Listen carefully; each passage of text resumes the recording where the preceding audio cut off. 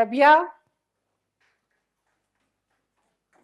नाबिया का जोड़ा प्रेस करके हैंग कर दिया ना? जी बेगम साहब।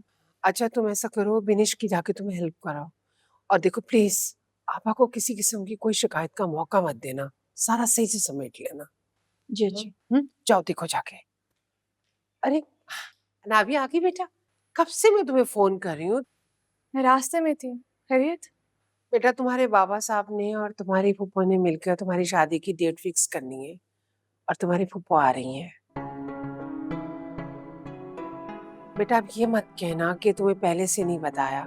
सब कुछ इतना अचानक से हुआ, फिर मैं भी तैयारियों में लग गई। बेटा, अब जल्दी से जाके चेंज कर लो, तुम्हारे रूम में जोड़ा हैंग किया हुआ है, तुम्हारे फूफो ने भिजवाया है। हमारे यहाँ रस्म है, जब भी लड़की की शादी की डेट फिक्स होती है, उसके ससुराल से जो जोड़ा आया हुआ तो वही पहना जाता है। अब ये मत कहना कि आ गई हमारी बेटी। अनाबिया बेटा, तुम्हें तुम्हारी माँ ने बताया होगा तुम्हारी फूफो आने वाली है। हाँ,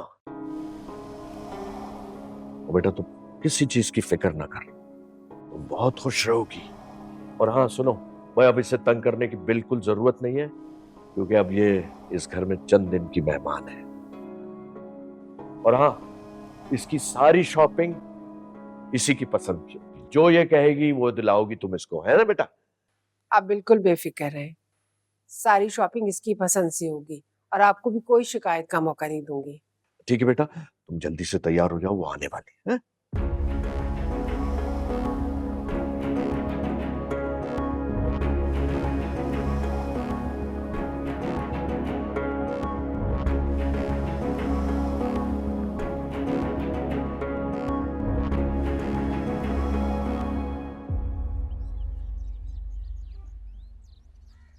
तो फिर ये तय हुआ कि माइयों वाले दिन ही निकाह होगा?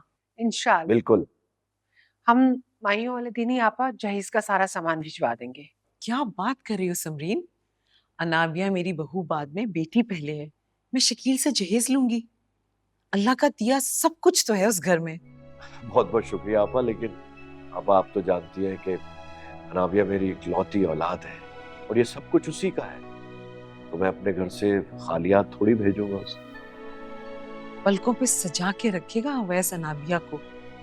तुम परेशान मत हो, बहुत खुश रहेगी तुम्हारी बेटी। आमीन। रबिया, रबिया, जी बेगम साहिबा। क्या हो गया? खाना लगाओ, इतनी देर हो गई है। नहीं रुको, अनाबिया आ जाए तो हम सब मिलकर खाएंगे।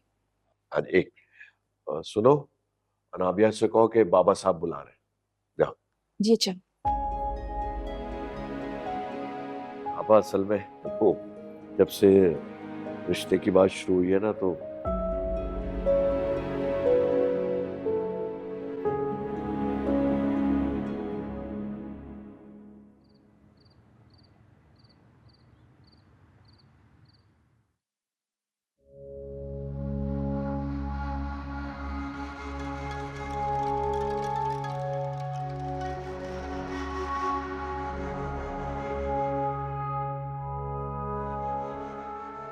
मरियम, एक काम करो कि तुम यूनिवर्सिटी से कुछ दिनों की छुट्टी ले लो।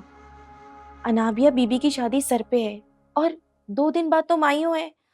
अब सारी तैयारियां मुझे और तुम्हें ही देखनी है बेटे। साहब जी को हमसे बहुत उम्मीदें हैं, और हमें उनकी हर उम्मीद पे पूरा उतरना है। जी अम्मी, आप फिक्र नहीं करें।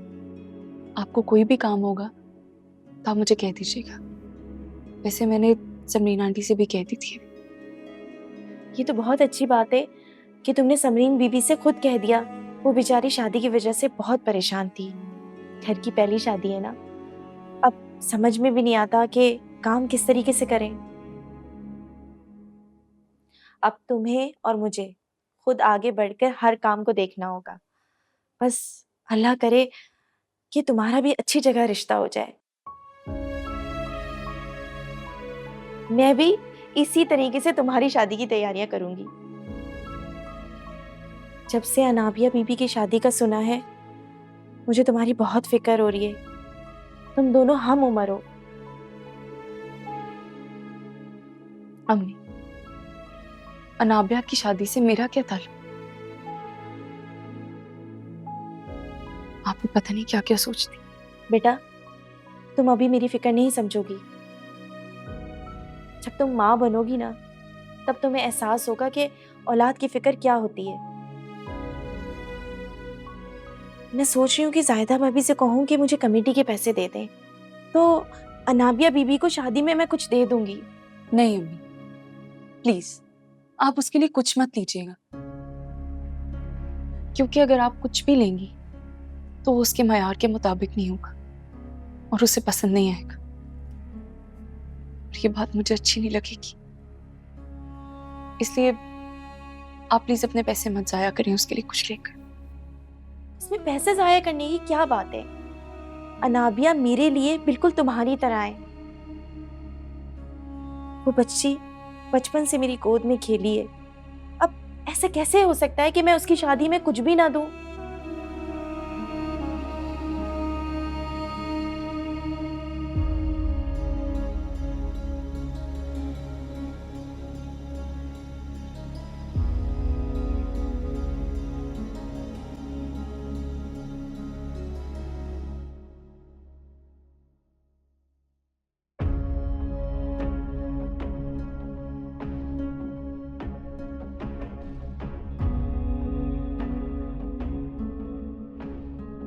बेटा, तुम्हारे बाबा साहब ने और तुम्हारी फूफो ने मिलकर तुम्हारी शादी की डेट फिक्स करनी है और तुम्हारी फूफो आ रही है। बेटा, अब ये मत कहना कि तुम्हें पहले से नहीं बताया। सब कुछ इतना अचानक से हुआ, फिर मैं भी तैयारियों में लग गई।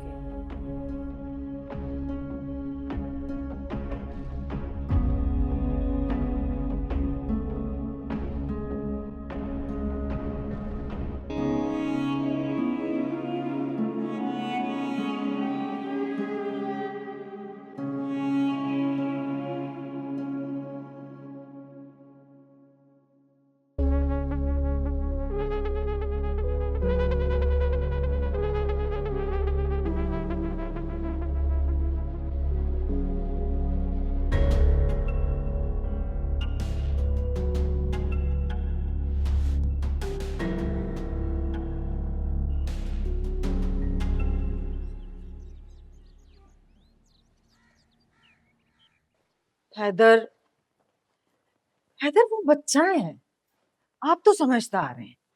शावेज बेटा है हमारा, आप प्यार से समझाएंगे तो वो समझ जाएगा।